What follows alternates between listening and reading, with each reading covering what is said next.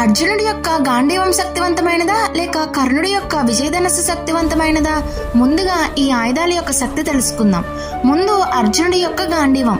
దీనిని సృష్టించింది సాక్షాత్ బ్రహ్మదేవుడు. వరుణదేవుడి వద్ద వేల ఏళ్ల ఉన్న ఈ ధనస్సు అగ్నిదేవుడు కాండవ దహన సమయంలో అర్జునుడికి బహుమతిగా ఇచ్చాడు.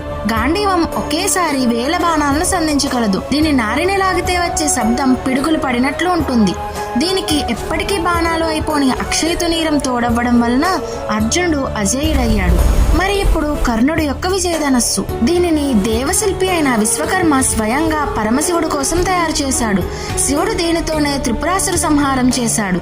ఆ తర్వాత ఇది పరశురాముడి ద్వారా కర్ణుడికి చేరింది. విజయధనస్సు కర్ణుడి చేతిలో ఉన్నంత వరకు అతని చుట్టూ ఒక శక్తివంతమైన మంత్రవలయం ఉంటుంది. ఏ దేవతా అస్త్రం కూడా ఈ వలయాన్ని దాటి కర్ణుడిని తాకలేదు. దీని మంత్రశక్తి ముందు గాంధీవం కూడా తలవంచాల్సిందే అని పురాణాలు చెప్తున్నాయి. అంటే ఆయుధపరంగా విజయధనస్సు గొప్పది కావచ్చు, కానీ అర్జునుడికి శ్రీకృష్ణుడు అండగా ఉన్నప్పుడు ఏ ఆయుధమైనా విజేతగా నిలుస్తుంది. మీ అభిప్రాయం ప్రకారం ఈ రెండిట్లో ఏది పవర్ఫుల్? కామెంట్ చేయండి.